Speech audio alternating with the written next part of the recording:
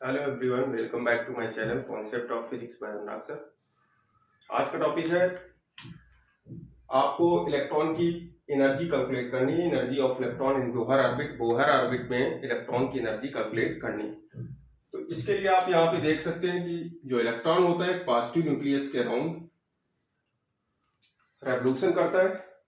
यहाँ पे इस तरह से इसकी अकॉर्डिंग टू बोहर इसकी एक वृत्ति कक्षा होती है। वृत्ति कक्षा में इलेक्ट्रॉन घूमता है। सपोज दैट इलेक्ट्रॉन का जो चार्ज है वो E है, वेलोसिटी V है। V वेलोसिटी से मूव करता है और इसकी यहां से डिस्टेंस है वो R है। ये टेंजेंशियल वेलोसिटी है, वेलोसिटी V वेलोसिटी से मूव करता है और ये इसकी रेडियस R, इसी को हम पोजीशन वेक्टर भी बोलते हैं।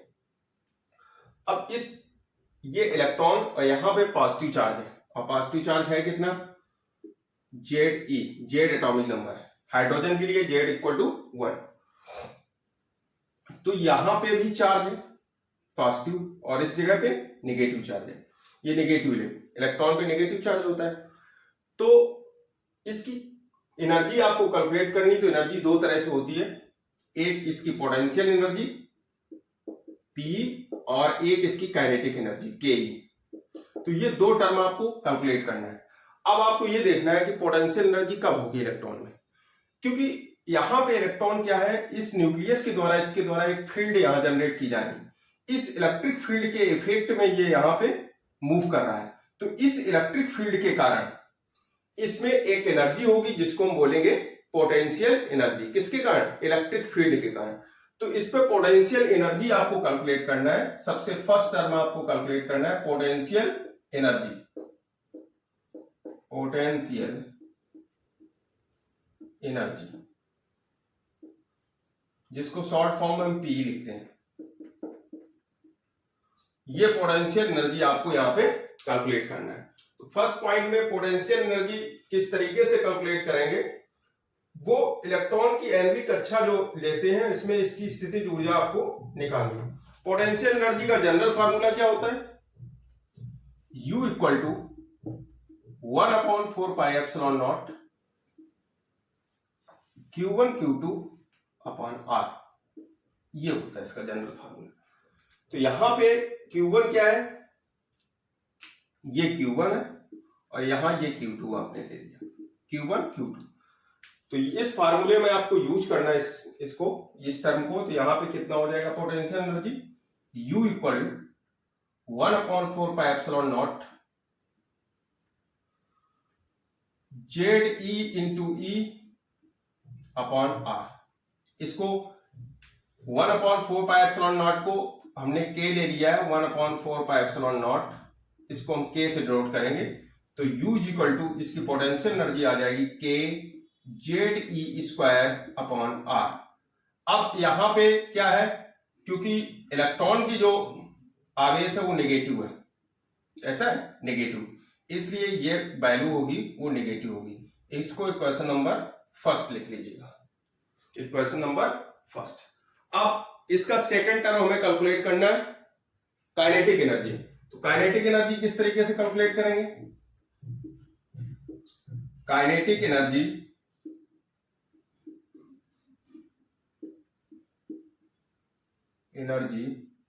इसको जनरली के ही लिखते हैं ऑफ इलेक्ट्रॉन। काइनेटिक एनर्जी कब होगी, इलेक्ट्रॉन डिफरेंट ऑर्बिट में क्या कर रहा है, इसका ये रोटेट कर रहा है डिफरेंट ऑर्बिट में। ये इसकी फर्स्ट ऑर्बिट है, ये सेकंड, इस तरीके से थर्ड ऑर्बिट, ऐसे डिफरेंट ऑर्बिट में रोटेट कर रहा है। जो इसकी क्लोजर ऑर्बिट है उसकी जो वेलोसिटी होगी वो सबसे ज्यादा होती है। जिस तरीके से ऑर्बिट की संख्या इंक्रीज करती है इसकी वेलोसिटी डिक्रीज होती जाती है। तो जो क्लोजर ऑर्बिट है यहां पे इसकी वेलोसिटी सबसे ज्यादा होगी, काइनेटिक एनर्जी की वैल्यू भी सबसे ज्यादा होती है। तो kinetic energy closer orbit is greater than kinetic energy outer orbit. तो आउटर ऑर्बिट से काइनेटिक एनर्जी, क्योंकि यहां पे इलेक्ट्रॉन की वेलोसिटी सबसे ज्यादा होती है, तो kinetic energy for closer orbit, closer मतलब जो न्यूक्लियस के पास की ऑर्बिट है, is greater than kinetic energy outer orbit. Outer orbit, इस कॉन्सेप्ट को आप नोट कर लें। Kinetic energy closer orbit is greater than kinetic energy outer orbit. इसके बाद में आपको काइनेटिक एनर्जी का कॉन्सेप्ट कंप्लीट करने के लिए यहां पे एक फोर्स अप्लाई होता है, उस फोर्स को हम बोलते हैं इलेक्ट्रोस्टैटिक फोर्स। वो इलेक्ट्रोस्टैटिक फोर्स कितना होगा? According to Coulomb's law, F equal to 1/4πε0। यहां पे इलेक्ट्रोस्टैटिक फोर्स अप्लाई करना है कूलॉम्स लॉ के according, ZE into E upon R square, ZE into E upon R square. और ये जो इलेक्ट्रोस्टैटिक फोर्स है Fe, it provide centripetal force. ये क्या करता है? इलेक्ट्रॉन पे एक सेंट्रीपेटल फोर्स अप्लाई होता है, किसके कारण? इस इलेक्ट्रोस्टैटिक फोर्स के कारण। तो ये जो इलेक्ट्रोस्टैटिक फोर्स होगा वो किसके इक्वल हो जाएगा? सेंट्रीपेटल फोर्स Fc के। मतलब यहां पे जो वैद्युत बल इलेक्ट्रिक फोर्स अप्लाई हो रहा है, जिसको हम वैद्युत बल कहते हैं, ये अवकेंद्र बल देता है, क्योंकि उसका नेचर क्या है? केंद्र की तरफ सेंटर है, न्यूक्लियस की तरफ। ये डायरेक्शन, फोर्स की डायरेक्शन होती है केंद्र की तरफ, और जितने भी फोर्स होते हैं उनकी डायरेक्शन अगर केंद्र की तरफ है तो वो सभी फोर्स जो होते हैं उनको हम बोलते हैं सेंट्रीपेटल फोर्स। वो कोई भी फोर्स हो सकता है, फ्रिक्शन फोर्स भी सेंट्रीपेटल फोर्स की तरह बिहेव करता है। तो यहां पे क्या है, ये जो इलेक्ट्रोस्टैटिक फोर्स है, ये इस सिचुएशन में न्यूक्लियस के अराउंड जब रेवोल्यूशन कर रहा है इलेक्ट्रॉन, इस सिचुएशन में इलेक्ट्रॉन पे जो लगने वाला सेंट्रीपेटल फोर्स है वो इलेक्ट्रोस्टैटिक फोर्स के इक्वल होगा। मतलब electrostatic force provide centripetal force. यहां पे Fe जो होगा वो Fc के इक्वल हो जाएगा। अब आपको पता है सेंट्रीपेटल फोर्स जो होता है उसकी वैल्यू कितनी होती है? सेंट्रीपेटल फोर्स की वैल्यू आपको निकालनी है। तो सेंट्रीपेटल फोर्स की जो वैल्यू होती है वो कितनी होती है? Fc equal to mv square upon r। Fc equal to mv square upon r। इन दोनों को इक्वल कर लेंगे, दोनों फार्मूलों को। तो यहां तक आप स्क्रीनशॉट ले लें।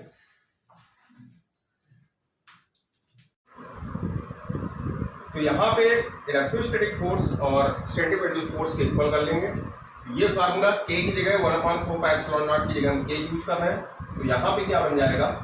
k ZE square upon r square, it is equal to the centripetal force mv square upon r।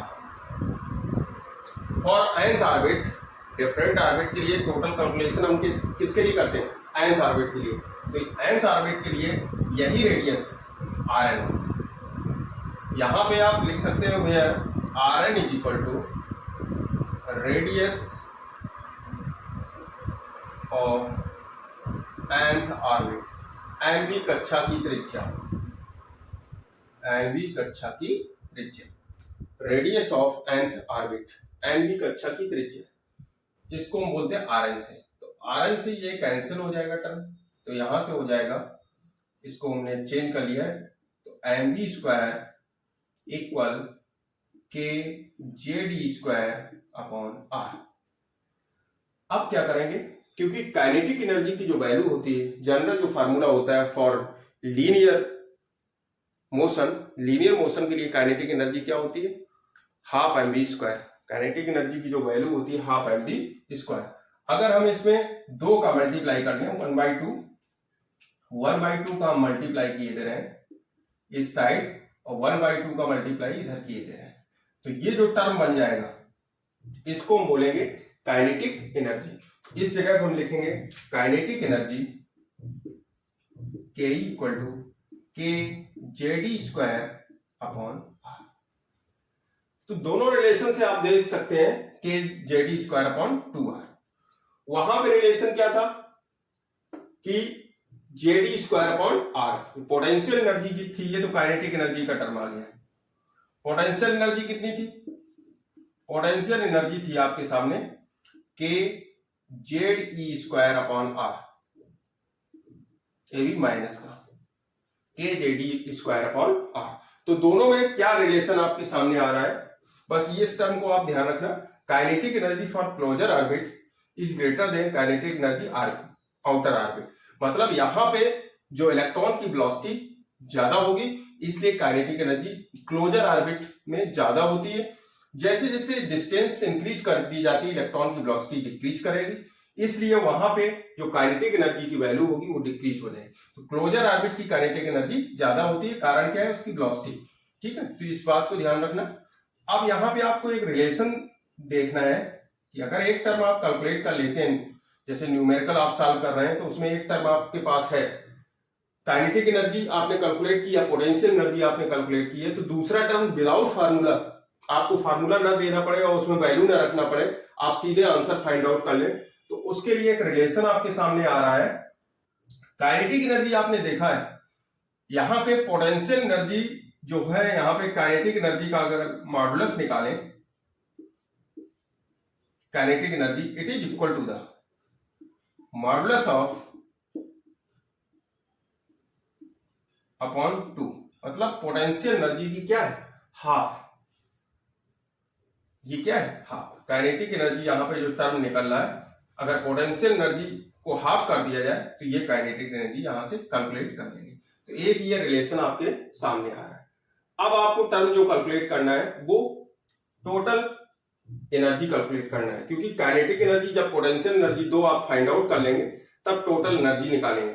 तो टोटल एनर्जी, अभी तक काइनेटिक एनर्जी आपने निकाली, पोटेंशियल एनर्जी, अब हेडिंग रखो, लिखो total energy of the electron. Total energy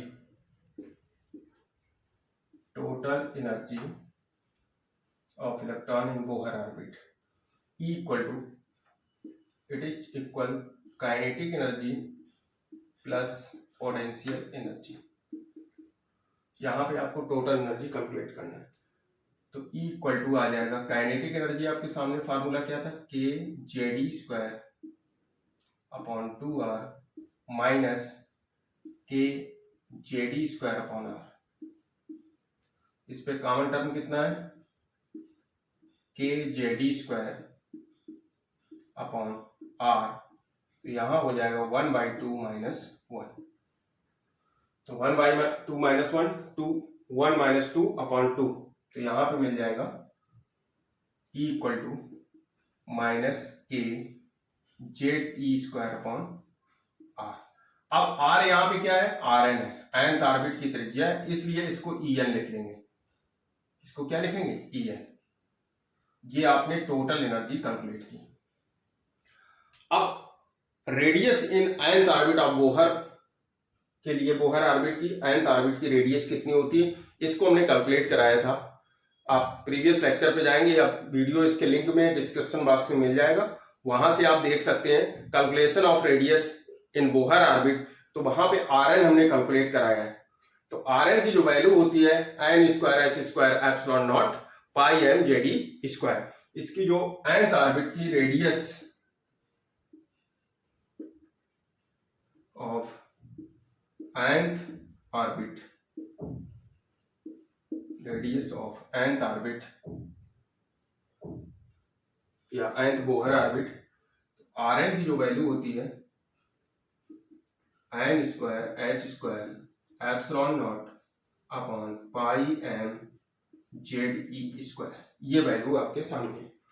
तो ये आर एन nth ऑर्बिट की जो रेडियस आपके सामने है, इस रेडियस की वैल्यू हम लोग यूज करेंगे, N square H square epsilon naught pi M ZE square. अब इस वैल्यू को, जो ये आर एन आपने कैलकुलेट किया, इस टर्म को आपको यूज करना है,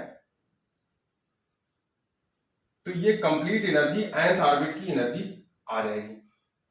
तो nth ऑर्बिट की एनर्जी के लिए आपको इस टर्म को यहां पे रखना है। तो using the value of R N in equation, इसको लिख लीजिए, क्योंकि आपने काइनेटिक एनर्जी को फर्स्ट लिखा था, इसको सेकंड लिखा था, इसको इक्वेशन नंबर डाल दीजिएगा थर्ड। यहां पे लिख लेंगे using the value of R N in equation number third, using the value of R N in equation number third equation number में लिखेंगे वी गेट। तो ये टर्म आप यहां पे वैल्यू यूज करेंगे। अब यहाँ पे आपने nth ऑर्बिट की एनर्जी कैलकुलेट की है -kJd²/2rn। यहाँ पे Rn की वैल्यू आपको पुट करना है। Rn nth ऑर्बिट की रेडियस है, radius of nth orbit n²h²ε0 πmJd²। तो ये वैल्यू यहाँ पे यूज करेंगे। और k की वैल्यू क्या है? k आप जानते हैं, k इक्वल टू क्या, 1/4πε0। इतनी, ये दो वैल्यू आपको यूज करना है। तो k की जगह 1/4πε0, Rn की जगह वैल्यू हो जाएगी n²h²ε0 πmJd²। तो En इक्वल टू आ जाएगा -1/4πε0 Ze²/2 इंटू Rn की वैल्यू रखेंगे n²h²ε0 πmJd²। ये वैल्यू आपने रख दी। अब आप क्या करेंगे, ये इसका मल्टीप्लाई करेंगे, इसमें अपॉन 1, इसके अपॉन 1, और ये क्रॉस, ये मल्टीपल हो जाएगा, बाहर बाहर अंदर क्वांटिटी का मल्टीप्लाई कर लेते हैं। तो मैथमेटिक्स में आप जानते होंगे। तो यहाँ En इक्वल टू आ जाएगा 1/2 का इधर मल्टीप्लाई करेंगे तो 8πε0, 1/8πε0, 2 का मल्टीप्लाई हो जाएगा तो 8πε0 हो जाएगा। अब यहाँ पे जो वैल्यू आ जाएगी Ze² इंटू πmZe² अपॉन, ये वैल्यू मिलेगी n²h²ε0, ये वैल्यू मिल जाएगी। अब यहां से कुछ टर्म कैंसिल होने वाले हैं, उनको कैंसिल कर लेंगे। पाई से पाई कैंसिल हो जाएगा और कोई टर्म यहाँ पे कैंसिल नहीं हो रहा है। तो En इक्वल टू माइनस रहेगा, यहाँ पे En इक्वल टू माइनस, यहां पे हो जाएगा Zm²e⁴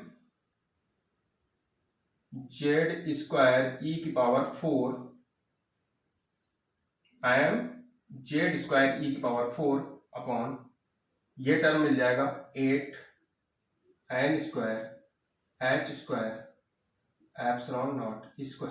ये टर्म आपके सामने आ गया। अब आप इस टर्म को इस तरह से अरेंज करना है कि यहाँ पे एक कांस्टेंट की वैल्यू को इंक्लूड करना होता है, जिसको हम बोलते हैं रेडबर्ग कांस्टेंट।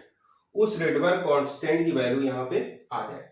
ये टोटल टर्म आपने कैलकुलेट किया है। अभी आपने क्या किया है, यहाँ तक टोटल एनर्जी आपने कैलकुलेट की थी, potential energy plus kinetic energy. Total energy calculate करने के बाद में आपने पोटेंशियल प्लस काइनेटिक करके टोटल एनर्जी निकाली। टोटल एनर्जी kJd²/2r, ये वैल्यू आ गई। nth ऑर्बिट की जो रेडियस थी, इसको आपने कैलकुलेट किया है। इसका जो डिस्क्रिप्शन बॉक्स में हम लिंक दे देंगे, किस तरीके से कैलकुलेट करते हैं Rn, वो आपको दिखाई मिल जाएगा, उसको आप बात कर सकते हैं। k की वैल्यू आपको पता है, k इक्वल टू 1/4πε0। तो यहां से आपने Rn की वैल्यू रखी, k की और कैलकुलेट करके ये फार्मूला आपके सामने आ गया। अब इसमें आपको रेडबर्ग कांस्टेंट यूज करना है। तो रेडबर्ग कांस्टेंट इसी टर्म में किस तरीके से आएगा, इस चीज को आपको देखना है। अब आपको me⁴ इस तरीके से अरेंज करना है, Z² को बाहर करना है, ये एटॉमिक नंबर है, और ऑर्बिटल नंबर को अलग कर लेना है। शेष कांस्टेंट क्वांटिटी कौन कौन सी है?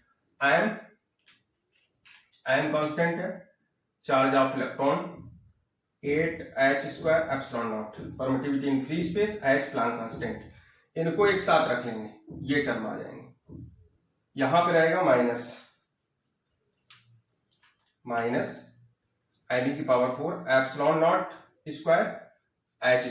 Z²/n², इसको बाहर कर देंगे। अब यहां पे आप क्या करेंगे, क्योंकि इस टर्म को हम रेडबर्ग कांस्टेंट के टर्म में ले जा रहे हैं, तो माइनस me⁴ अपॉन 8ε0² इसमें आपने क्या किया, एक टर्म होता है Hc, इसका हमने क्या किया, मल्टीप्लाई कर दिया ऊपर Hc का, Hc का मल्टीप्लाई यहां नीचे कर दिया। दोनों टर्म में हमने Hc से मल्टीप्लाई कर दिया, ठीक है। तो ये टर्म मिल जाएगा यहाँ पे Z²/n²। अब ये टर्म को जब आप मल्टीप्लाई करेंगे तो यहां पे क्या बन जाएगा टर्म, ये टर्म इसको ऐसे ही लिखना है me⁴ minus me⁴ upon 8 epsilon not square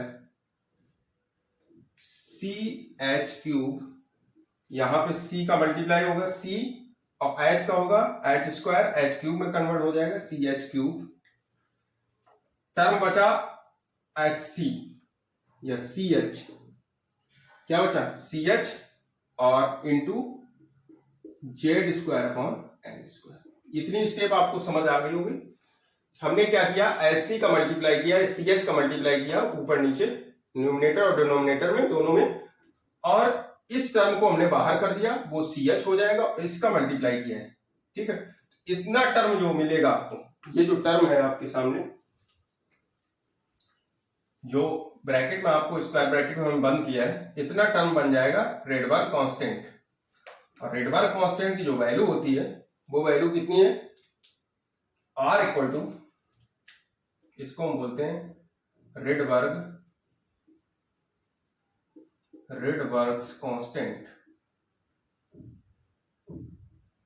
रेडबर्ग्स constant R की जो वैल्यू मिलेगी वो मिलेगी me⁴ upon 8 epsilon not square CH³। ये वैल्यू होती है रेडबर्ग कांस्टेंट की। तो यहां पे जो एनर्जी का फार्मूला आपके सामने आएगा वो ये आ जाएगा, En इक्वल, जब इतना टर्म रेडबर्ग कांस्टेंट हो गया तो यहां पे आ जाएगा माइनस, तो यहां पे चल रहा था माइनस, इतने टर्म की जगह R रख देंगे, R CH Z² upon N²। ये आप nth ऑर्बिट का आपने एनर्जी का फार्मूला कैलकुलेट किया है। अब यहां पे R की जो वैल्यू होती है, जब यहां पे आप वैल्यू रखेंगे इलेक्ट्रॉन का मास, इलेक्ट्रॉन का चार्ज, और ये परमिटिविटी इन फ्री स्पेस, और C क्या है लाइट वेलोसिटी, और H प्लैंक कांस्टेंट, जब इसकी वैल्यू यहां पे रखेंगे तो एक टर्म मिलेगा कैलकुलेट करने के बाद में कि रेडबर्ग कांस्टेंट होगा कितना। ये टर्म की जब वैल्यू आप यूज कर लेंगे तो रेडबर्ग कांस्टेंट आप कैलकुलेट करके कमेंट बॉक्स में हमें बताएंगे इसका कैलकुलेशन। वैल्यू आपके सामने हम लिखे दे रहे हैं, वैल्यू होती है रेडबर्ग कांस्टेंट की R is equal to 1.09 into 10⁷ per metre, ये वैल्यू होती है रेडबर्ग कांस्टेंट की। अब ये वैल्यू जब यूज करोगे आप, इसका यूज करेंगे यहाँ पे, तो यहां से कैलकुलेशन जो मिलेगा, R और C H की वैल्यू रखेंगे, C क्या है लाइट वेलोसिटी, H क्या है प्लैंक कांस्टेंट, इनकी वैल्यू आप यूज करोगे तो यहाँ पे कैलकुलेशन करने के बाद में आपको जो वैल्यू मिल जाएगी वो इलेक्ट्रॉन वोल्ट के टर्म में आएगी, और इलेक्ट्रॉन वोल्ट के टर्म में ये वैल्यू आपको मिलेगी En equal -13.6 Z² upon N²। Electron volt किसमें मिलेगी, इलेक्ट्रॉन वोल्ट में। ये दोनों टर्म आप कैलकुलेट करेंगे और कमेंट बॉक्स में आप बताएंगे। यहां पे आपको इलेक्ट्रॉन मास यूज करना है, electron charge, permittivity in free space 8.85 into 10⁻12 coulomb square newton metre square, C light velocity, और H प्लैंक कांस्टेंट 6.63 इंटू 10⁻34। ये वैल्यू यूज करने के बाद में आपको रेडबर्ग कांस्टेंट कैलकुलेट करना है। रेडबर्ग कांस्टेंट कैलकुलेट करने के बाद रेडबर्ग कांस्टेंट की यहां वैल्यू रखेंगे, C की रखेंगे, H रखेंगे, और 1.6 इंटू 10⁻19 से डिवाइड कर देंगे, क्योंकि ये वैल्यू आपको इलेक्ट्रॉन वोल्ट में निकालना है। तो यहां पे टोटल वैल्यू रखने के बाद में आपको 1.6 इंटू 10⁻19 से डिवाइड करेंगे, क्योंकि इलेक्ट्रॉन वोल्ट में वैल्यू निकालना है, तो आपको टर्म मिलेगा -13.6 Z² अपॉन N²। ये आपने बोहर nth ऑर्बिट की एनर्जी कैलकुलेट की है। टोटल एनर्जी है बोहर की nth ऑर्बिट के लिए, Bohr nth orbit, total energy of the electron in nth orbit of Bohr orbit के लिए आपने कैलकुलेट की है। मतलब बोहर एटॉमिक मॉडल का यूज करके ये एनर्जी आपने कैलकुलेट करनी। तो यहां तक आप स्क्रीनशॉट ले सकते हैं। अब आपको आयनाइजेशन एनर्जी देखना, आयनन ऊर्जा क्या होती है। आयनाइजेशन एनर्जी क्या है कि कोई भी इलेक्ट्रॉन अपनी ऑर्बिट में ऑक्सीलेट कर रहा है, उसका रेवोल्यूशन कर रहा है इसमें ऑर्बिट में, तो वो निम्नतम ऊर्जा, वो मिनिमम ऊर्जा जिससे इलेक्ट्रॉन को अगर वो ऊर्जा दी जाए तो वो अपनी ऑर्बिट को छोड़ के निकल जाए, तो उस न्यूनतम ऊर्जा को हम बोलते हैं आयनन ऊर्जा, ionization energy. It is the energy required to make electron jumps from present orbit to infinite. अगर कोई भी इलेक्ट्रॉन यहाँ पे, ये इसकी प्रेजेंट ऑर्बिट, मतलब यहाँ पे इस जगह पे है, अब यहां से इस प्रेजेंट ऑर्बिट से इसको एक ऐसी एनर्जी दी जाए जिससे ये अपनी ऑर्बिट को छोड़ के कहां पे चला जा रहा है, इनफाइनाइट में, यहां से निकल जाए, इस ऑर्बिट को छोड़ के इलेक्ट्रॉन निकल जाए। तो ये न्यूनतम जो ऊर्जा होती है उसको हम बोलते हैं आयनाइजेशन एनर्जी। मतलब वो मिनिमम एनर्जी रिक्वायर्ड, जो मिनिमम एनर्जी है, it is the energy required to make the electron jumps from present orbit. Present orbit वो ऑर्बिट होगी इलेक्ट्रॉन की जिसमें वो इलेक्ट्रॉन न्यूक्लियस के चारों ओर रेवोल्यूशन कर रहा है या परिक्रमण करता है, वो उसकी प्रेजेंट ऑर्बिट। अब क्या किया जाए, आयनाइजेशन एनर्जी ये है कि वो न्यूनतम ऊर्जा इसको दी जाए कि इलेक्ट्रॉन इस ऑर्बिट को छोड़ के निकल जाए। तो प्रेजेंट ऑर्बिट टू इनफाइनाइट, मतलब प्रेजेंट से कहां निकल जाए, बाहर निकल जाए, कहने का मतलब ये। तो इस ऊर्जा को हम बोल सकते हैं आयनाइजेशन एनर्जी, आयनन ऊर्जा कहते हैं इसको।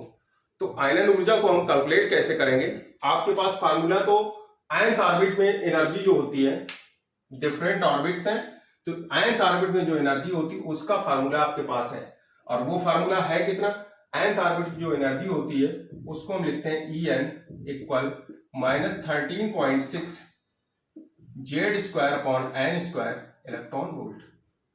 ये एनर्जी आपके सामने है, ये न्यूनतम ऊर्जा है। अब क्या करेंगे, इस एनर्जी पे, अब ये रिक्वायर्ड एनर्जी कितनी होनी चाहिए जिससे इलेक्ट्रॉन हमारा क्या इनफाइनाइट में चला जाए। तो इनफाइनाइट के लिए ऊर्जा कितनी होनी चाहिए, इनफाइनाइट में कितनी होगी एनर्जी, n की जगह इनफाइनाइट जब रखेंगे तो कितनी वैल्यू आ जाएगी, -13.6 Z² अपॉन इनफाइनाइट का स्क्वायर, इनफाइनाइट इलेक्ट्रॉन वोल्ट। तो ये 1 अपॉन इनफाइनाइट की जो वैल्यू होती है, 1 अपॉन इनफाइनाइट, ये कितना होता है, 0। मतलब ये संख्या अपॉन इनफाइनाइट होगा वो 0। तो इनफाइनाइट पे तो एनर्जी इसकी 0 हो गई। nth ऑर्बिट में ऊर्जा कितनी है, ये। तो आयनन ऊर्जा, आयनाइजेशन एनर्जी डिफाइन करता है इन दोनों के डिफरेंस को। तो यहां पे ई आयनाइजेशन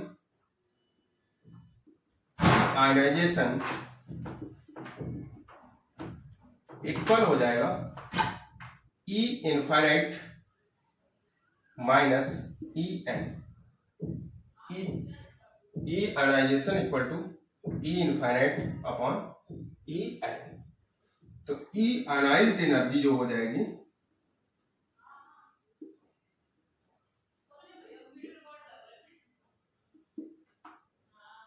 इनफाइनाइट की जो ऊर्जा हो जाएगी वो 0 है, और En माइनस, यहां पे आप इसकी वैल्यू यूज कर लेंगे, कितनी दी गई, -13.6 Z² अपॉन n²। ये वैल्यू आपने किस में रखी है, इलेक्ट्रॉन वोल्ट में, टोटल इलेक्ट्रॉन वोल्ट में वैल्यू जा रही है। तो इनफाइनाइट एनर्जी जो इनफाइनाइट ऑर्बिट में के लिए, जो यहां से इलेक्ट्रॉन हमारा ऑर्बिट से बाहर जा रहा है वो इनफाइनाइट ही बनेंगे। जो न्यूक्लियस का जो अट्रैक्शन फोर्स है उससे बाहर इलेक्ट्रॉन निकल जा रहा है तो वो इनफाइनाइट की रेंज है। यहां से अगर इलेक्ट्रॉन ऑर्बिट में रोटेट कर रहा है तो इसके द्वारा उत्पन्न जो इसका इलेक्ट्रिक फील्ड है, इसके द्वारा जो वैद्युत बल अप्लाई किया जाए, जब तक इलेक्ट्रॉन उससे बाउंडेड है, मतलब उसकी बाइंडिंग एनर्जी यहां तक है, तब तो इलेक्ट्रॉन पे फोर्स अप्लाई हो रहा है ऑर्बिट में। लेकिन एक ऐसी एनर्जी इलेक्ट्रॉन को दी जाए जिससे ये इसके अट्रैक्शन फोर्स से बाहर निकल जाए।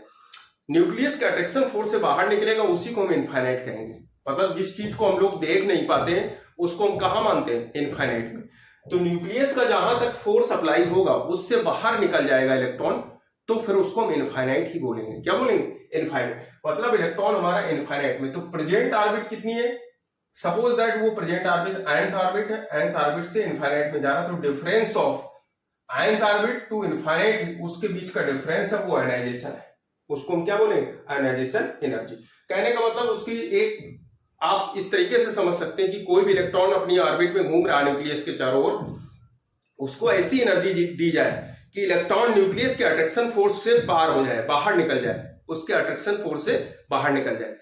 तो प्रेजेंट टू इनफाइनाइट में जब जाएगा इलेक्ट्रॉन तो वो रिक्वायर्ड एनर्जी जो होगी उसी को हम बोलेंगे आयोनाइजेशन एनर्जी। तो ये आयोनाइजेशन एनर्जी की जो वैल्यू होगी वो कितनी हो जाएगी, ई आयोनाइजेशन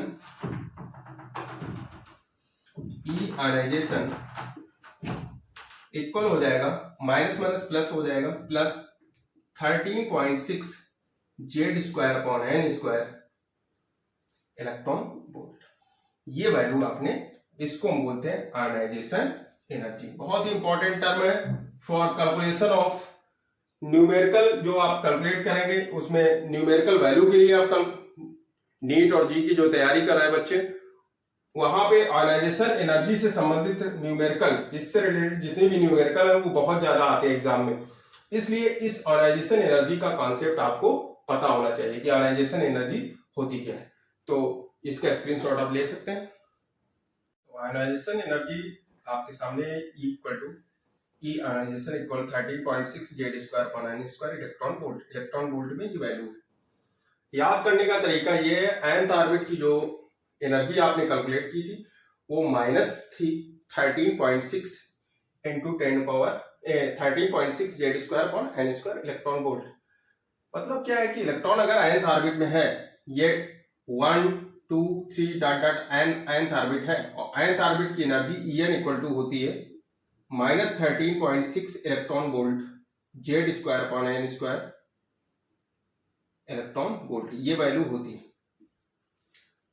तो ये वैल्यू कब है, जब इलेक्ट्रॉन nth ऑर्बिट में रोटेट कर रहा है उस समय, उसकी रेवोल्यूशन है, उस रेवोल्यूशन एनर्जी आपने कैलकुलेट की। En is equal to minus 13.6 Z square upon n square electron volt. Electron की अगर इतनी ही पॉजिटिव एनर्जी इसको दे दी जाए तो एनर्जी कितनी हो जाएगी, 0। तो वहां से इलेक्ट्रॉन हमारा क्या करता है, निकल जाता है ऑर्बिट में। तो उतनी एनर्जी देने के लिए, इलेक्ट्रॉन की 0 एनर्जी करने के लिए ये एनर्जी कितनी होती है, उतनी पॉजिटिव। तो वो रिक्वायर्ड एनर्जी है to make the electron jumps from present orbit to infinite. वो मिनिमम एनर्जी कितनी है, माइनस का 13.6 Z square upon n square electron volt. इतनी, इसी को हम बोलते हैं आयोनाइजेशन एनर्जी। अब फॉर हाइड्रोजन एटम, यहां पे आप लिखेंगे for hydrogen atom,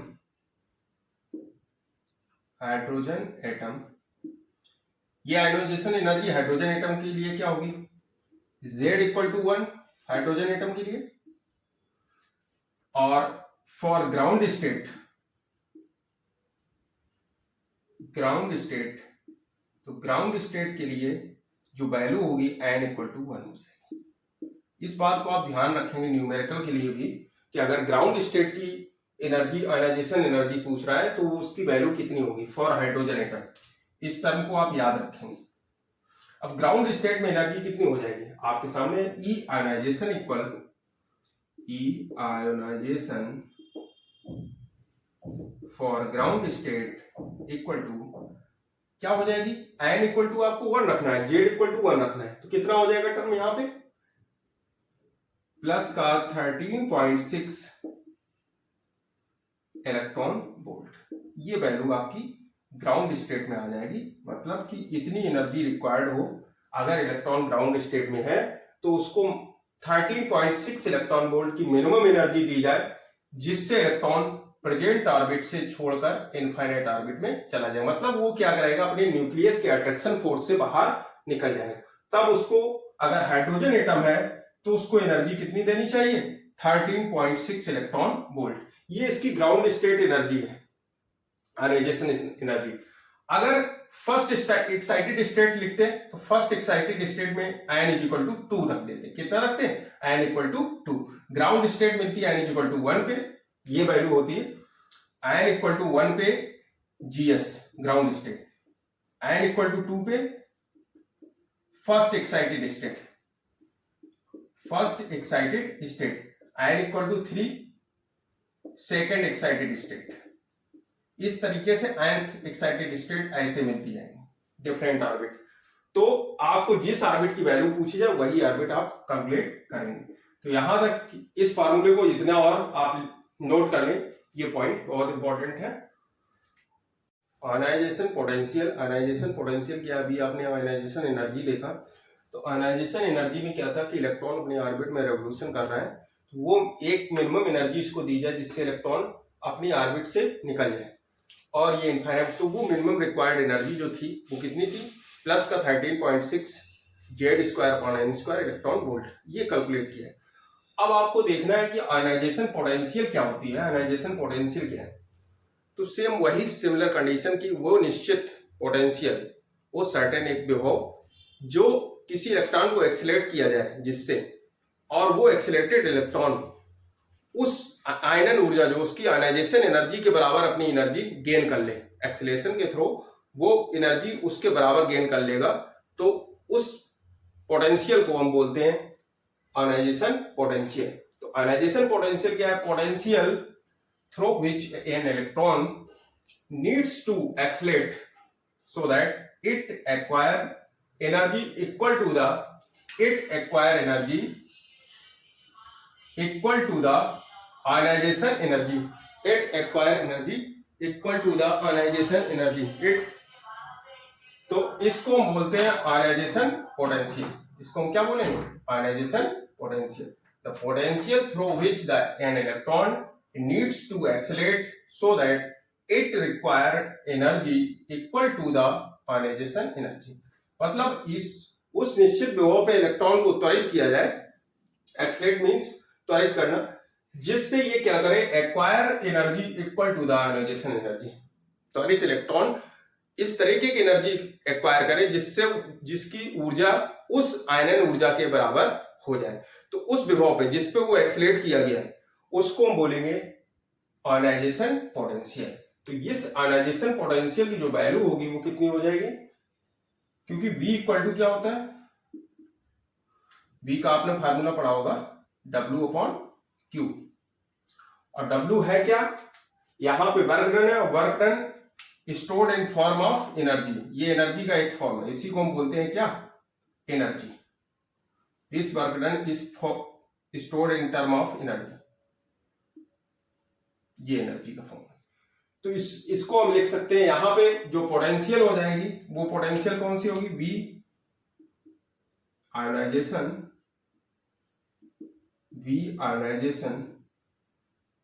is equal to the E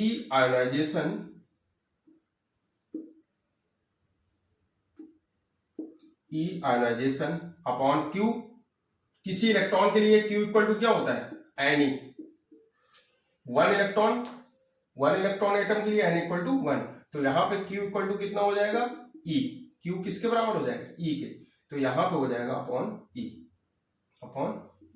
तो ये आयनाइजेशन पोटेंशियल की वैल्यू, अगर न्यूमेरिकल में आयनाइजेशन एनर्जी कैलकुलेट करने के लिए आएगा तो आयनाइजेशन एनर्जी का फार्मूला आपको क्या अप्लाई करना है, E आयनाइजेशन इक्वल, क्या होता है फार्मूला इसका, आयनाइजेशन एनर्जी का 13.6 प्लस का 13.6 Z²/n², तो इस आयनाइजेशन से E आयनाइजेशन की वैल्यू निकालेंगे, अगर इसमें हम क्या करें, E से डिवाइड करें, इलेक्ट्रॉनिक चार्ज से डिवाइड कर देंगे तो ये निकल आएगा आयनाइजेशन पोटेंशियल। तो ये दो फार्मूले आपके सामने हैं, आयनाइजेशन पोटेंशियल और ionization energy. Energy level diagram for hydrogen atom, hydrogen atom के लिए आपको एनर्जी लेवल डायग्राम आप कैसे बनाएंगे, उसके लिए क्या रिक्वायर्ड है वो आपके सामने है। यहाँ पे जनरल आपने एनर्जी का एक्सप्रेशन देखा था, En इक्वल टू होता था -13.6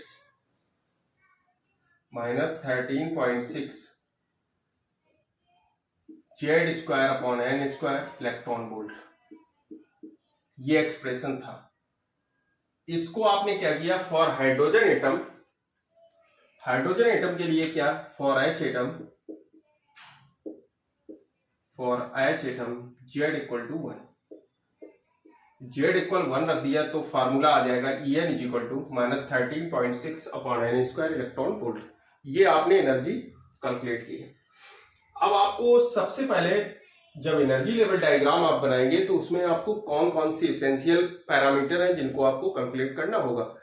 तो इसमें पहला पैरामीटर है प्रिंसिपल क्वांटम नंबर, तो principal quantum number first orbit के लिए n is equal to 1, second के लिए n equal to 2, third orbit के लिए n equal to 3, fourth orbit के लिए n equal to 4, dot dot dot, infinite orbit के लिए n equal to infinite.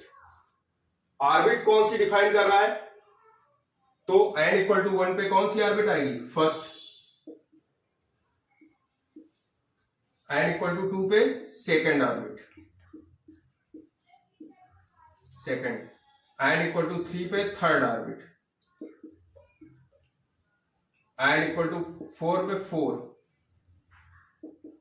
Fourth orbit, और डॉट डॉट इसके बाद आ जाएगा इनफाइनाइट ऑर्बिट। इनफाइनाइट कोई कुछ होता नहीं, मतलब जो न्यूक्लियस के अट्रैक्शन फोर्स से इलेक्ट्रॉन फ्री हो जाता है वही इनफाइनाइट माना जाता है। तो ये इनफाइनाइट ऑर्बिट है। अब आपको एक्साइटेड स्टेट क्या देखनी है? दूसरा थर्ड पैरामीटर एक्साइटेड स्टेट। इसके बाद लेवल की एनर्जी क्या होगी? एनर्जी जो डायग्राम आपने बनाया है उससे एनर्जी लेवल की क्या, फर्स्ट एनर्जी लेवल्स ये दिखाएंगे, सेकंड, थर्ड, फोर्थ। अब आप देखेंगे जब कोई इलेक्ट्रॉन फर्स्ट एनर्जी लेवल में होगा तो उसका एक्साइटेशन स्टेट क्या होगी? फर्स्ट ऑर्बिट में है इलेक्ट्रॉन, तो फर्स्ट ऑर्बिट से इलेक्ट्रॉन कहां आएगा? ग्राउंड स्टेट में आएगा। फर्स्ट ऑर्बिट टू ये excited state ES to GS आएगा, ग्राउंड स्टेट में आएगा। तो ये इसकी एक्साइटेड स्टेट ES, इसको हम क्या बोलेंगे? ES, और ये क्या है? Ground state. तो यहां पे जो इसका एक्साइटेशन स्टेट है वो क्या हो जाएगी? इसकी ग्राउंड स्टेट। इस चीज को बहुत ध्यान रखें, फर्स्ट ऑर्बिट की जो एक्साइटेशन स्टेट है वो है ग्राउंड स्टेट, ग्राउंड। इसके लिए एनर्जी कितनी होगी? n 13.6 इलेक्ट्रॉन वोल्ट है।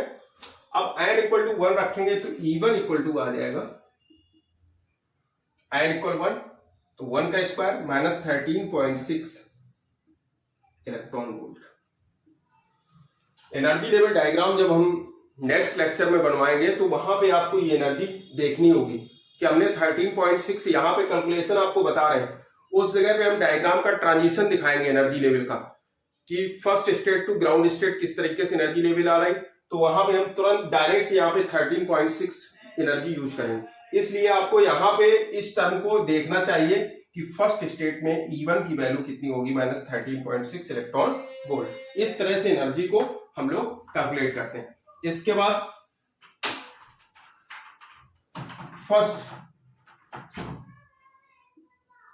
फर्स्ट ऑर्बिट के लिए, सेकेंड ऑर्बिट में अगर इलेक्ट्रॉन है तो उसका जो एक्साइटेशन स्टेट होगी वो फर्स्ट ऑर्बिट होगी। फर्स्ट की ग्राउंड, सेकेंड की फर्स्ट ऑर्बिट। तो फर्स्ट ऑर्बिट के लिए एनर्जी हो जाएगी E2 इक्वल टू माइनस का 13.6 अपॉन कितना हो जाएगा?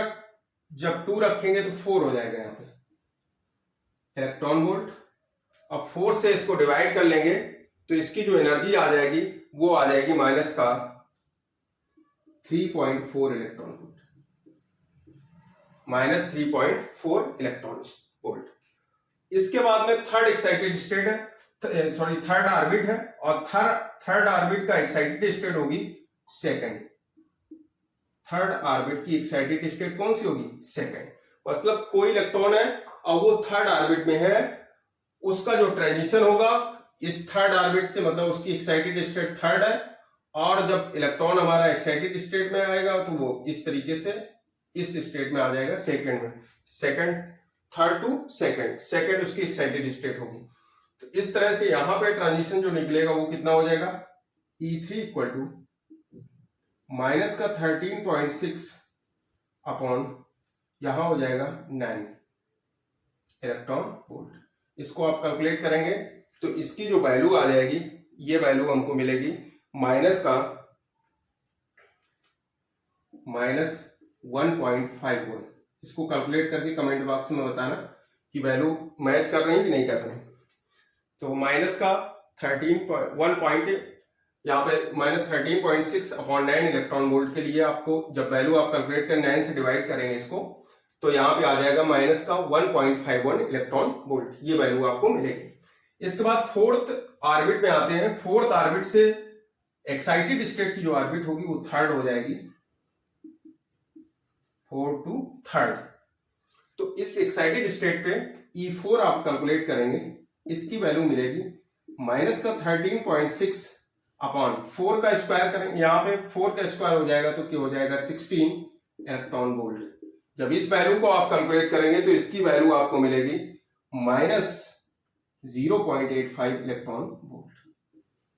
इसके बाद इनफाइनाइट का इनफाइनाइट में ट्रांजिशन होगा, इनफाइनाइट स्टेट का इनफाइनाइट स्टेट में ट्रांजिशन होगा, और यहां पे जो एनर्जी आप कैलकुलेट करेंगे उसमें ई इनफाइनाइट की वैल्यू आ जाएगी 0।